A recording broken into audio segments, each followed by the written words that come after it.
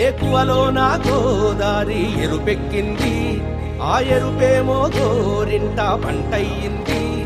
ఈతకి రాముడే సొంతమయ్యే చోటిది, నేలతో ఆకాశం వీయముందే వేళిది.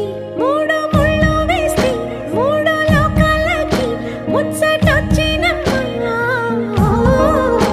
ఏడు అంగలేస్తే ఏడు జన్మాలకి వీడదీసిందమ్మా.